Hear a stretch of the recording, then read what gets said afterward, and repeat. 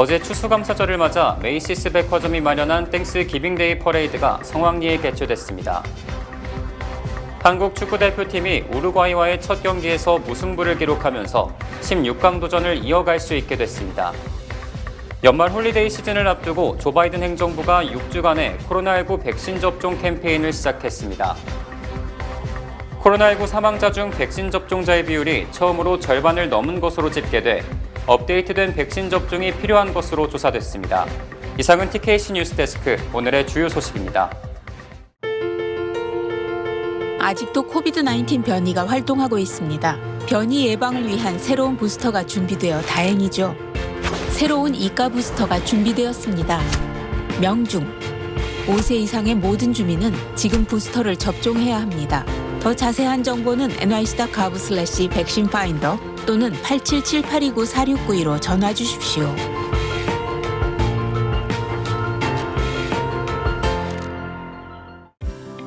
유나이티드 헬스케어는 40년 이상 메디케어 수혜자들에게 서비스를 제공해온 미국 최대의 메디케어 어드밴티지 플랜 건강보험 회사입니다. 유나이티드 헬스케어의 한국어 서비스팀은 다양한 혜택 및 수백여 개의 처방약을 코페이먼트 제로로 제공하는 향상된 2023년 메디케어 플랜을 쉽게 선택하실 수 있도록 도와드립니다. 연례 가입 기간이 12월 7일에 마감됩니다. 1877-718-3682, 1877-718-3682로 전화하십시오. 시청자 여러분 안녕하십니까? 11월 25일 금요일 TKC 뉴스데스크 첫 번째 소식입니다. 어제 추수감사절을 맞아 메이시스 백화점이 마련한 땡스기빙데이 퍼레이드가 성황리에 개최됐습니다. 메이시스 퍼레이드는 매년 추수감사절에 애니메이션 영화 캐릭터 등 대중들이 좋아하는 인물을 본딴 대형 풍선과 악대 등이 뉴욕 맨해튼 중심가를 행진하는 행사로서 올해 96회째 열렸습니다. 행사는 오전 9시부터 퍼레이드 시작점인 어퍼 웨스트사이드 지역에서 악단의 음악과 함께 첫 타자 메이시스의 대형 칠면조 풍선이 등장하면서 시작했습니다. 스펀지밥, 스머프, 보스베이비 등 유명한 만화 캐릭터부터 맥도날드의 광대 마스코트, 필스버리 도우보이 등 광고 스타들까지 총출동해 맨해튼 고층 빌딩 사이로 보이는 하늘을 가득 채웠습니다. 이날 행사에서는 월드컵 개최를 기념한 2층 건물 높이의 축구선수 풍선 스트라이커의 데뷔도 눈길을 끌었습니다. AP통신은 형형색색의 풍선이 뉴욕의 거리를 줄지어 섰다고 분위기를 전했으며 뉴욕타임스는 퍼레이드 자원봉사자만 6천 명에 달하는 데다 통상 300만 명 이상의 관람객이 퍼레이드를 함께한다고 보도했습니다. 한국 축구대표팀이 우루과이와의 첫 경기에서 무승부를 기록하면서 16강 도전을 이어갈 수 있게 됐습니다. 파울루 벤투 감독이 이끄는 한국 축구대표팀은 24일 카타르 알라이안의 에듀케이션 시티 스타디움에서 열린 2022 국제축구연맹 카타르 월드컵 조별리그 H조 1차전에서 우루과이와 0대0으로 무승부를 기록했습니다. 12년 만에 월드컵 16강 진출을 노리는 한국 축구가 비록 승패를 가리지는 못했지만 남미 강호를 상대로 대등하게 맞서면서 승점을 나눠 가져 16강 도전을 이어갈 수 있게 됐습니다. 이날 경기에서는 우루과이의 슈팅이 두 차례나 골대를 맞고 튕겨져 나가는 행운도 따라줬습니다. 한국의 다음 경기는 28일 오전 10시 가나, 12월 2일 오전 10시 포르투갈과 조별리그 2차전에서 3차전을 이어갑니다. 내일은 튀니지와 호주, 폴란드와 사우디아라비아, 프랑스와 덴마크, 아르헨티나와 멕시코가 조별리그를 치르게 됩니다. 연말 홀리데이 시즌을 앞두고 조 바이든 행정부가 6주간의 코로나19 백신 접종 캠페인을 시작했습니다. 23일 백악관과 연방보건복지부는 위켄두디스라는 이름을 내걸고 최근 출시된 코로나19 개량형 2차 백신 접종을 독려하고 있습니다. 현재까지 약 3,530만 명이 2차 개량형 백신을 맞았습니다. 그러나 기존 백신 시리즈 접종자 수에 비해 극히 일부에 불과합니다. 백악관은 현재 7만 개 수준인 전국의 백신 접종 장소도 늘려 백신 접종을 독려한다는 계획입니다. 보건복지부는 농촌 지역과 스포츠 행사, 박람회 등에도 팝업 접종소를 열기로 했습니다. 또 월드컵 기간 TV, 온라인 광고를 통해서도 백신 접종 캠페인을 벌이기로 했습니다. 이 광고는 전국 46개 TV 채널과 소셜미디어 등에 게시됩니다. 코로나19 사망자 중 백신 접종자의 비율이 처음으로 절반을 넘은 것으로 집계돼 업데이트된 백신 접종이 필요한 것으로 조사됐습니다. 카이저 가족재단 분석에 따르면 지난 8월 미국 코로나19 사망자 중 절반이 넘는 58%가 1, 2차 접종 또는 부스터샷 접종까지 마친 것으로 조사됐습니다. 특히 지난해 9월에는 접종자가 사망자의 23%로 다소 감소했다가 올해 1, 2월 42%로 늘었고 마침내 60%에 육박할 정도로 급증했습니다. 이처럼 접종자 중 사망자가 급증한 것은 지난 16일 기준 미국 전체 인구의 69%가 백신 접종자로 미접종자보다 훨씬 많아서 사망자 중 접종자의 비율이 높아진 것으로 보입니다. 워싱턴 포스트는 연령대별로 접종자와 미접종자의 사망률을 살펴보면 백신을 많이 맞은 연령대일수록 미접종자의 사망 비율이 높다고 보도했습니다. 지난 8월 기준 65세에서 79세 중 미접종자의 사망 위험이 접종자보다 9배가량 높았으며 50세에서 64세는 6배, 30세에서 49세는 5배, 18세에서 29세는 3배 높았습니다.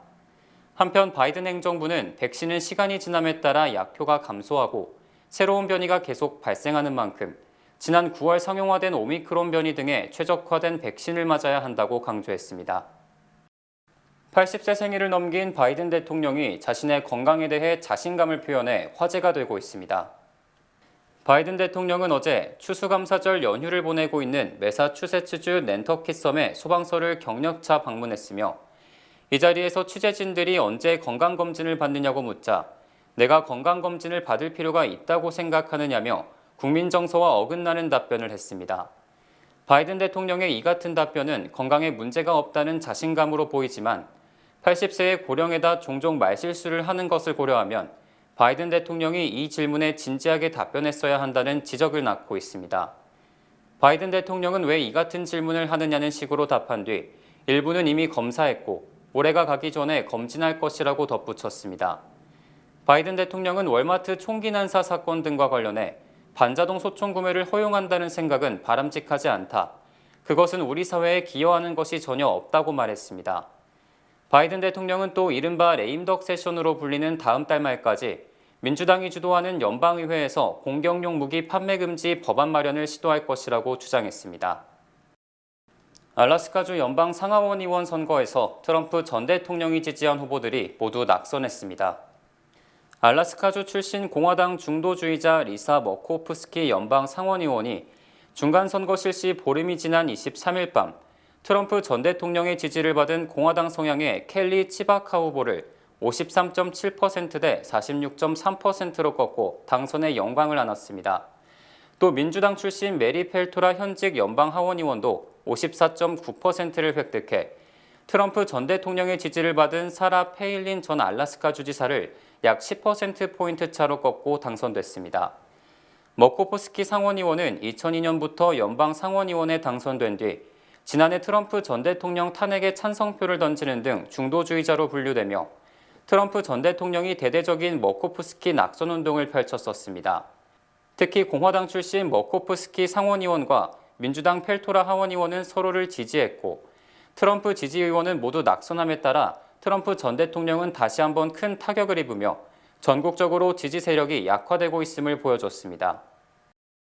공화당 공천을 받지 못해 중간선거에 출마하지도 못하고 낙선한 딕 체니 전 부통령의 딸 리즈 체니가 연방 하원의 의사당 난입 사태 최종 보고서에서 트럼프 전 대통령 관련 부분을 강조하라고 요구해 특위 관계자와 갈등을 빚고 있습니다. 공화당 출신으로 트럼프 전 대통령에게 강력한 반감을 종종 표시했던 리즈 체니 하원의원은 하원 특위가 작성 중인 의사당 난입 사태 최종 보고서에 트럼프 전 대통령에게 초점을 맞추라고 지시해 다른 내용이 누락되는 등 진실이 묻힐 수 있다는 우려를 낳고 있습니다. 워싱턴 포스트는 하원 조사특위 부위원장인 체니 의원이 보고서 대부분을 트럼프 전 대통령 관련 내용으로 채우라고 지시해 사법 및 정보당국의 대응 실패를 비롯해 극단주의 단체 및 폭도들의 실체 등에 대한 조사 내용이 누락될 위기라고 보도했습니다. 특히 일부 특위 관계자는 우리는 공정한 조사 내용을 미국 국민들에게 알려야 한다는 사명감을 갖고 있다. 하지만 체니가 자신의 대선 수단으로 사용하려 해 많은 관계자들이 낙담하고 있다고 주장했습니다. 이들은 의사당 난입 등 폭동의 재발을 막기 위해 사건 당시 사법기관 및 경찰의 대응 실패 원인을 규명하고 대책을 마련하려 했지만 상당수 내용이 보고서에 포함되지 못할 것이라고 우려했습니다. 하지만 체니 의원은 트럼프 전 대통령은 미국 역사상 처음으로 선거 결과를 뒤집고 평화로운 정권 이양에 저항하려 했던 대통령이며 이 같은 사태를 막기 위해 트럼프가 어떤 역할을 했는지 밝히는 것이 가장 중요한 과제라며 맞서고 있습니다. 연준의 금리 인상으로 경기 침체가 우려되고 있지만 여성의 화장품 소비 등을 보여주는 립스틱 지수가 호조를 보이고 있습니다. 월스트리트저널은 프랑스 화장품 기업 로레알의 3분기 매출이 중국 내 판매 둔화에도 불구하고 지난해 같은 기간보다 9.1% 증가했다고 보도했습니다. 또 향수로 유명한 미국 화장품 기업 코티도 3분기 유기농 제품 매출이 9% 늘어나는 등 립스틱 지수가 올라가고 있습니다. 립스틱 지수는 지난 2001년 에스티 라우더 당시 CEO가 언급한 것으로 소액으로 구매가 가능한 립스틱, 마스카라 등의 화장품 매출을 의미합니다. 올 1월부터 10월까지 미국의 립스틱 판매는 지난해 같은 기간보다 37% 증가했고 이는 지난해의 전년 같은 기간보다 31%가 늘어난 것보다 성장세가 빨라진 것이며 14개 화장품 품목 중 유일하게 성장세를 보이고 있습니다. 또 향수 수요도 폭발적으로 증가해 3분기에는 향수 원료의 품귀 현상까지 빚고 있습니다. 이에 대해 로레알은 명품 회사의 립스틱이나 마스카라도 30유로, 약 $30 정도로 소비자들이 감당할 수 있는 가격이다. 여성들이 드레스는 사지 않아도 립스틱은 사고 있다고 분석했습니다. 또 립스틱 매출이 호조를 보이는 것은 코로나19가 잠잠해지면서 마스크를 벗기 시작한 데 따른 것이며 화장품이 감성에 호소하는 제품으로 기분을 좋게 하기 때문으로 풀이됩니다. 내년 미국 경제가 침체가 예상되지만 잘하면 이를 피하거나 가벼운 몸살 정도로 지나갈 것이라는 긍정적인 전망이 나오고 있습니다. S&P 글로벌은 경기 침체가 예상되기는 하지만 최근 지표들은 경기 침체의 규모가 몇 달 전까지 두려워했던 것만큼 혹독하지는 않을 것이라는 희망을 준다고 분석했습니다. S&P 글로벌은 유럽 경제는 에너지 가격이 급등하면서 올해 4분기와 내년 1분기 연속 마이너스 성장을 할 가능성이 크다고 지적했고 미국도 연준의 급격한 금리 인상으로 내년 상반기 2개 분기 동안 역성장이 우려됩니다. 하지만 다수의 경제학자는 글로벌 경기 침체 예상에 대해 신중한 태도를 보였고 일부는 경기 침체가 심각하지 않을 수 있다고 주장했습니다. 경제학자들은 중국이 제로 코로나 정책으로 사실상 공장 가동을 중단하는 등 초강력 봉쇄에 나서면서 세계의 공장 역할을 중단해 상품 가격을 상승할 것을 초래했지만 내년부터 서서히 정상 가동에 나서면서 물가 상승이 둔화될 것으로 예상했습니다. 또 올겨울 에너지 대란 위기에 처했던 유럽은 천연가스 수급이 다소 원활해짐에 따라 에너지 배급제를 피할 것으로 예상되며 유럽의 마이너스 성장도 당초 5%에서 1.3%로 크게 줄었습니다. 이에 따라 세계 경제가 내년 초 바닥을 찍은 뒤 하반기에는 아주 소폭이나마 성장세로 돌아설 것이라는 전망을 낳고 있습니다. 중국의 코로나 확산세 속에 수도 베이징이 멈춰서고 있습니다. SBS 베이징 지국이 있는 건물도 오늘 아침 임시 봉쇄됐는데 정영태 특파원이 자세한 소식 전하겠습니다. 베이징에서 코로나 확산세가 가장 심한 차오양구. 각국 외교 공관과 외국 언론사 등이 모여 있는 단지 가운데 4개 동이 오늘 아침 갑자기 임시 봉쇄됐습니다. 봉쇄된 건물 안에는 SBS 베이징 지국도 있습니다. 对，现在是不能进，不能出。现在还不知道什么时候解封。不知道，这是在防控中心给下通知。 같은 건물에 있는 한 사람의 PCR 검사에서 양성 의심 반응이 나왔다며 16층짜리 건물 전체를 봉쇄한 겁니다. 간단한 배달 음식 정도는 방역 요원의 손을 한번 거친 뒤에 받을 수는 있습니다. 하지만 저처럼 아침에 출근했다가 이 사무실이 있는 건물에 같이 봉쇄된 다른 외국인들도 상당히 당황스러운 모습을 보이고 있습니다. 만약 건물 안에서 다른 확진자가 확인되면 최소 5일 이상 봉쇄가 연장될 수 있습니다. 베이징에선 하루 신규 확진자가 2,000명에 육박하는 가운데 한국인 밀집 지역인 왕징을 포함해 거주지 봉쇄가 계속 늘고 있습니다. 상당수 식당은 아예 문을 닫았고 대중교통을 이용하는 사람도 찾아보기 어려워 침묵의 도시로 변했다는 말도 나옵니다. 장기 봉쇄된 지역에선 주민 불만이 커지고 있습니다. 충칭에선 한 남성이 정부 방역 정책을 공개 비판했는데 경찰이 이 남성을 체포하려 하자 주민들이 저지하는 영상이 충칭 용사라는 이름으로 확산하고 있습니다.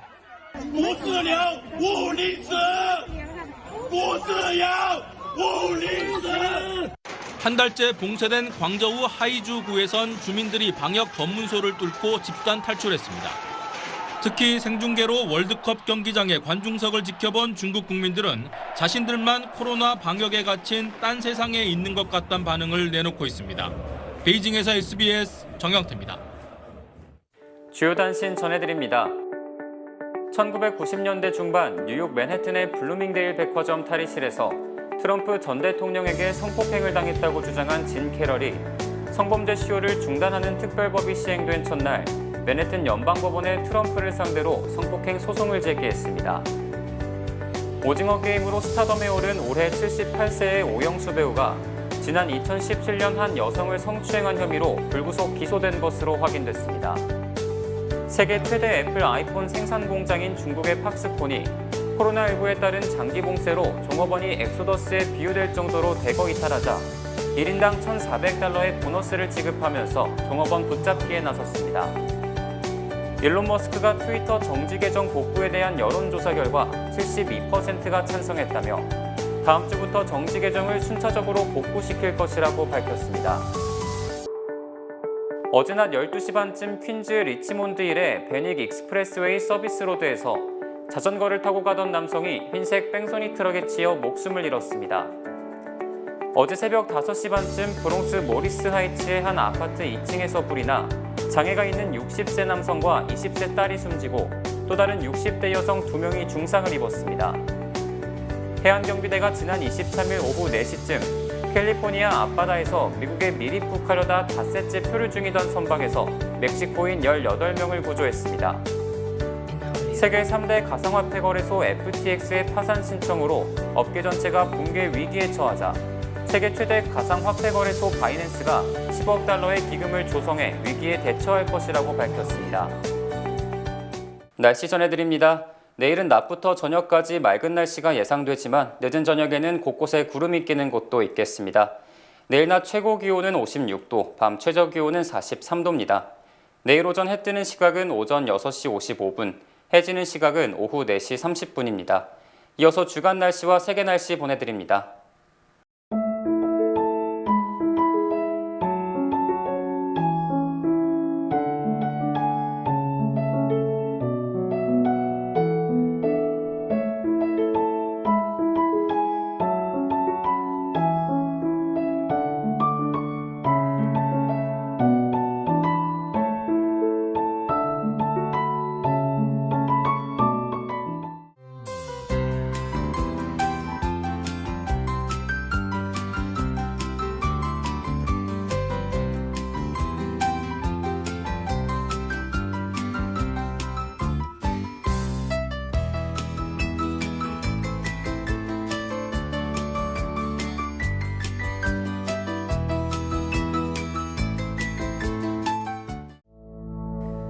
파나미술의 거장 전우현 작가가 뉴저지 리버사이드 갤러리에서 개인전을 펼칩니다. 시를 그리는 듯한 표현과 남다른 사랑에 대한 철학으로 오랜 시간 사랑받아온 전우현 작가는 이번 전시에서 다양한 작품을 선보입니다.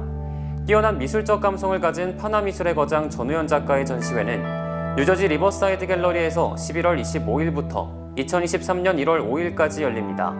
오프닝 리셉션은 26일 4시부터 진행됩니다. 추수감사절을 맞아 청정바다와 함께하는 전라남도 우수수산식품 해외 판촉 행사가 12월 4일 일요일까지 한양마트에서 열립니다. 이 특판 행사에서는 청정바다의 냉동전복, 곱창김, 영광 법성포굴비와 보리굴비, 다시마와 멸치 등 우수수산식품을 만나실 수 있습니다. 최고의 젓갈류와 전라도 반찬류, 약재류도 판매하고 있습니다. 행사장에 오셔서 감사의 마음을 한가득 담아가시기 바랍니다. 11월 25일 금요일 TKC 뉴스데스크 여기서 마치겠습니다. 시청해주신 여러분 고맙습니다.